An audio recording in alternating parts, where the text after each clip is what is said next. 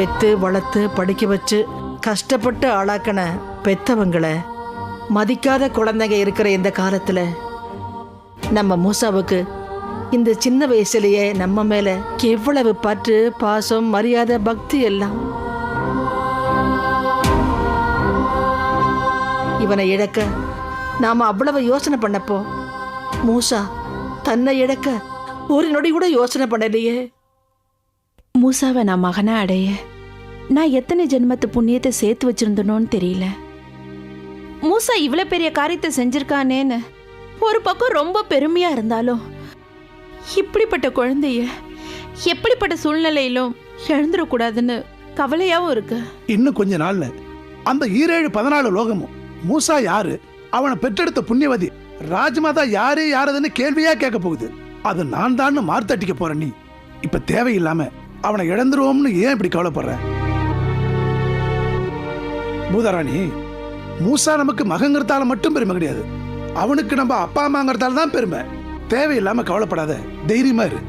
ஜிலா, அம்மா, மூசா இந்நேரம் சொர்க்கலோகம் போய் சேர்ந்திருப்பானா? இவ்வளவு சீக்கிரம் சொர்க்கலோகம் போய் சேர்ந்திருக்க முடியாதும்மா.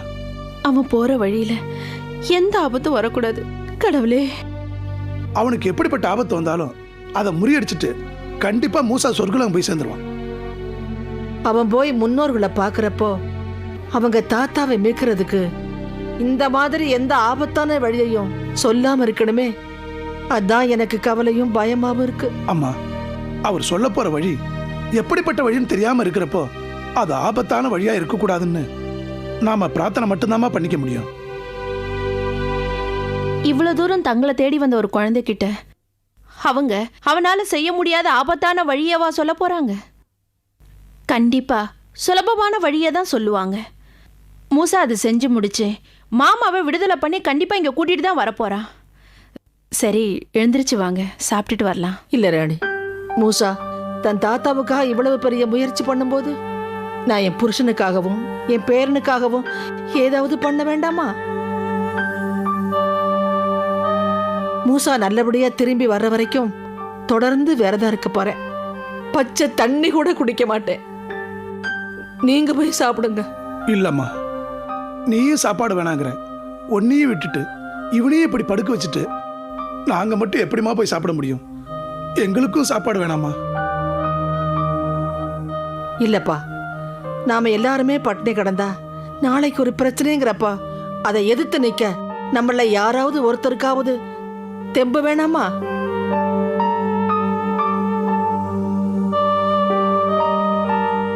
நாம சாப்பிடாம இருந்து இவன் மேல இருக்கிற பாசத்தை வெளி காட்டுறதை விட சாப்பிட்டுட்டு தெம்பா நின்னு எதிர்ப்பு வர்றப்போ நம்ம பாசத்தை வெளி காட்டுறதா முக்கியம். போங்க, போய் சாப்பிடுங்க. ராணி, அம்மா சொல்றதுல நியாயம் இருக்கு. நாம நமக்காக சாப்பிடலனாலும் மூசாவை காப்பாத்துறதுக்காக சாப்பிட்டே ஆகணும். வா போலாம், எழுந்திருமா.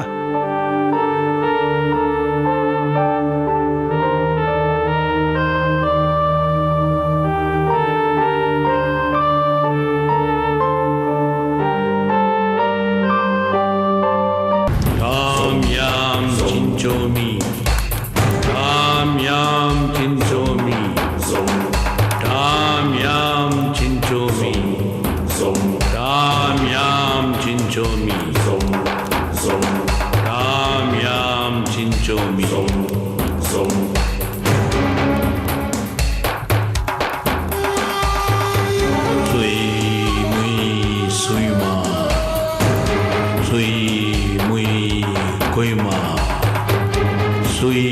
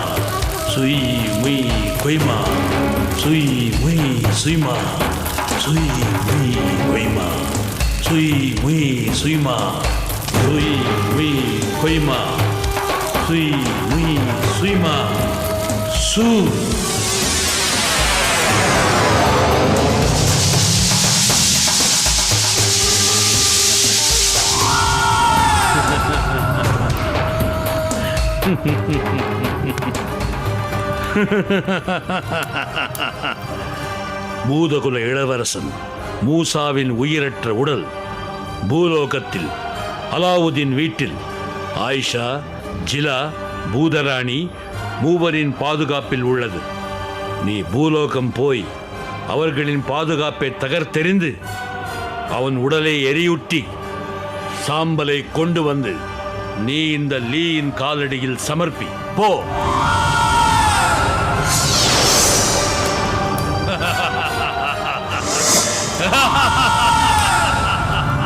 தொலைந்தான் மூசா.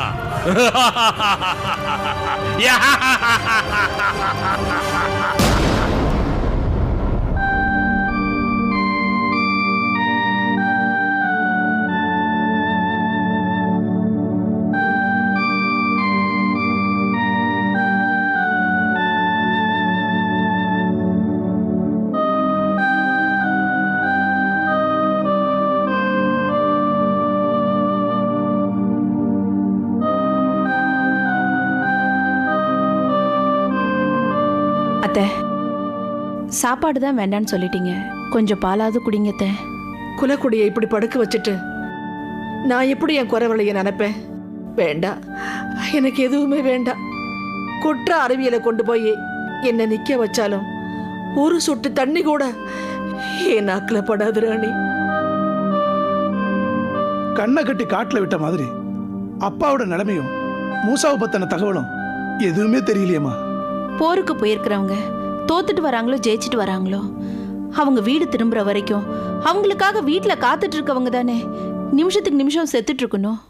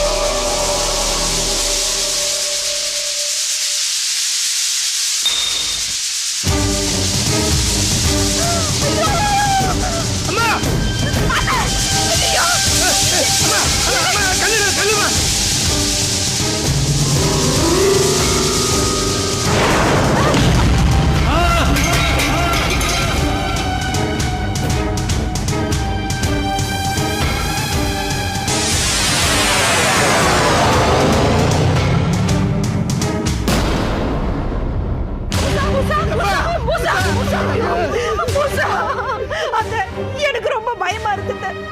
பாவி அந்த லீ என் புள்ள பணமா கடக்கும் போது கூட விட மாட்டேங்கிறானே. இவன் பணமா கடத்தா தானே கடத்த முடியும். அந்த லீ என்ன அவ அப்பனே வந்தா கூட மூசாவோட முடிய கூட தொட முடியாது. ஐயோ, துக்கம் இருக்கிறப்ப நமக்கு தூக்கம் எப்படி வந்ததுன்னே தெரியலையே. இனிமே என் கண்ணை தோண்டி போட்டாலும் சரி, என் இமை மூடவே கூடாது. ஆமா, அந்த லீ என்ன வேணும்னாலும் செய்வா. நாம விழிப்போட இருக்கணும்.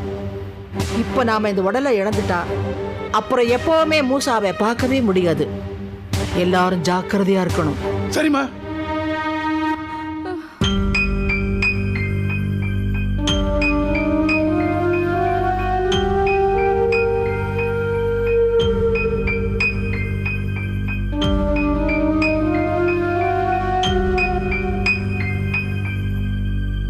குருவே, குருவே, என்னாச்சு குருவே?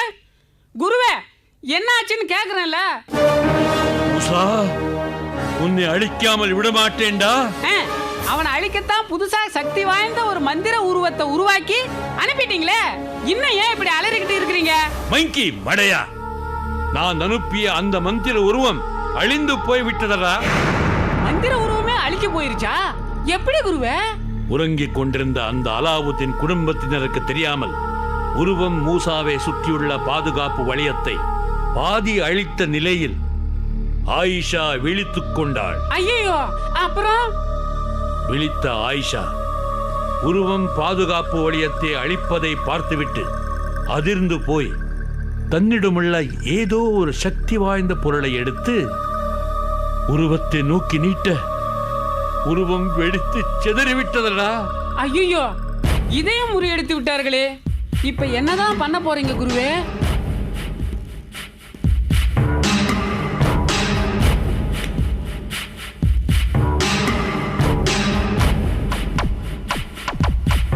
என்ன குருவே, இப்படி பதிலே சொல்லாம யோசனை பண்ணிக்கிட்டு இருக்கிறீங்க? சில நேரங்களில் சில இடங்களில் சக்தி வாய்ந்த மந்திரத்தை விட சாதாரண தந்திரம்தான் கை கொடுக்கும். நாம் அலாவுதீனை சிறைப்பிடிக்கவும் இந்த மைதீனை நம்ப வைக்கவும் கையாண்ட வழியைப் போலவே இறந்தும் இரவாத மூசாவின் சடலத்தை கைப்பற்றவும் மந்திர தந்திர வழியையே பின்பற்ற வேண்டும். அப்போதுதான் நான் ஜெயிக்க முடியும். ஓஹோ, அப்படின்னா அன்னைக்கு மாதிரியே 2 சின்ன பசங்களை உருவாக்கி அவங்க கையில வில்லையும் அம்பியும் கொடுத்து அனுப்ப போறீங்களா? முட்டாள், நீயும் உன் அறிவும். தந்திரம்தான் அடிப்படை என்றாலும் எல்லா விஷயத்துக்கும் சிறுவர்களை அனுப்ப முடியாது. சரி, வேற என்னதான் பண்ண போறீங்க? இதுலயாவது எனக்கு ஏதாவது வேலை இருக்குமா? இல்ல வழக்கம் போல உங்க பக்கத்திலே இருந்து ஆமாஞ்சாமி மட்டும் போடணுமா? மங்கி, உன் ஆர்வத்திற்கும் அறிவுக்கும் வேலை கொடுக்கும் விதத்தில் ஒரு திட்டம் தீட்ட போகிறேன். என்னை யோசிக்க விடு, நீ போ. சரி குருவே, நல்லா யோசனை பண்ணி ஒரு சூப்பர் வேலையா என்கிட்ட கொடுங்க. சும்மா பின்னு பின்னுன்னு பின்னிடுறேன்.